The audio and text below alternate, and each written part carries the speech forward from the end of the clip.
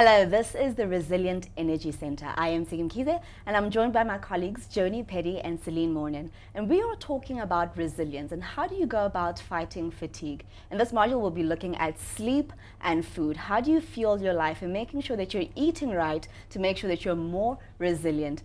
Celine, why is food so important to how you sleep? Well, we kind of know that expression about you are what you eat, but we're also a product of how we sleep. And the two definitely go hand in hand.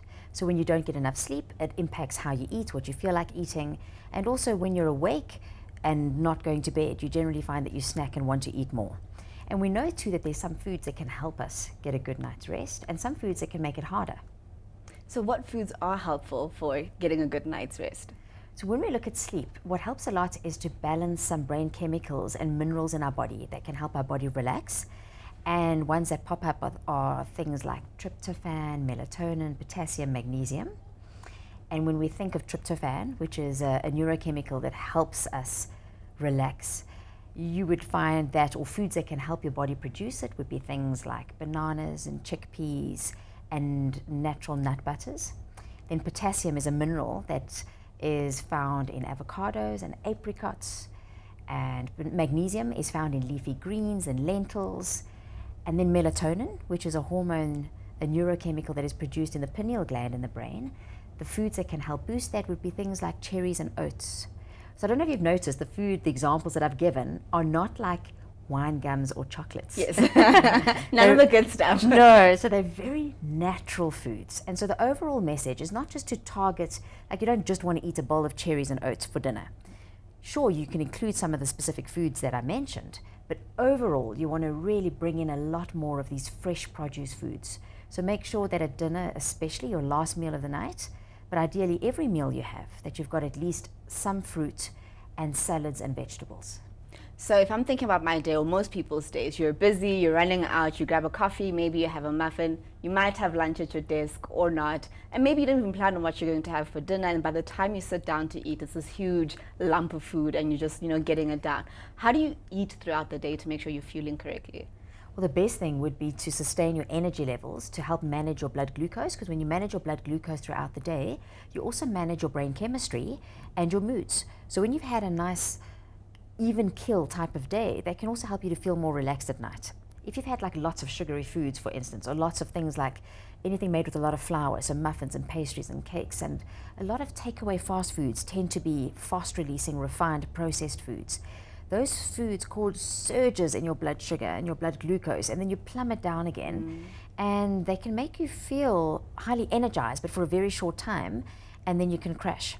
And if you're eating a lot of food at night, a lot of us tend to overeat at night because we haven't had enough during the day.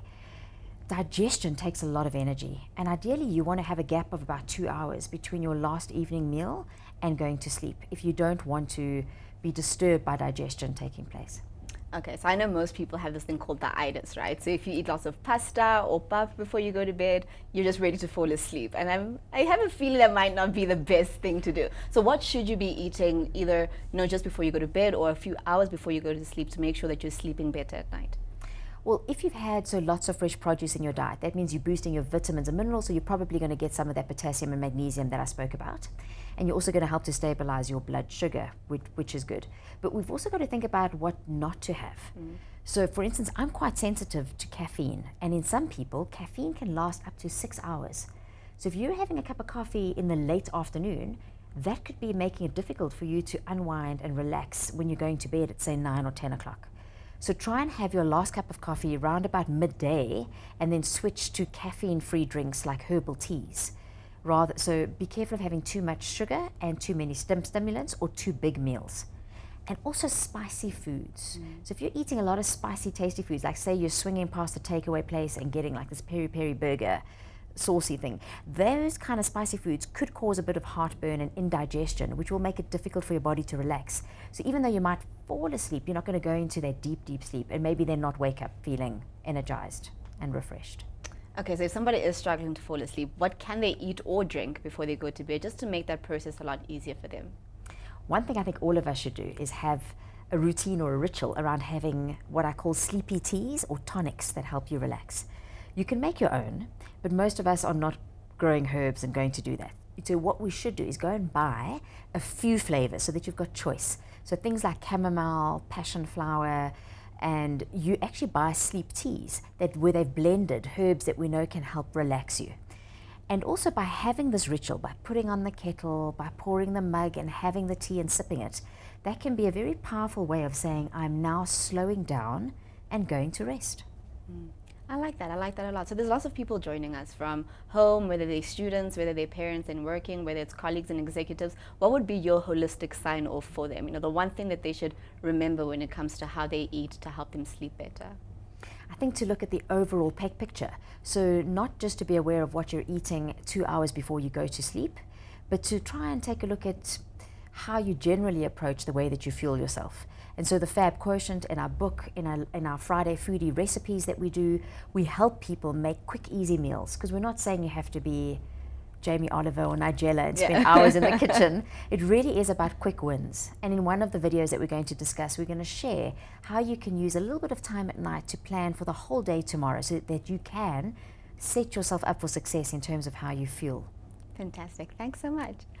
To get your own Friday Fab Foodie, you can go to our website at www.resilientenergycenter.com.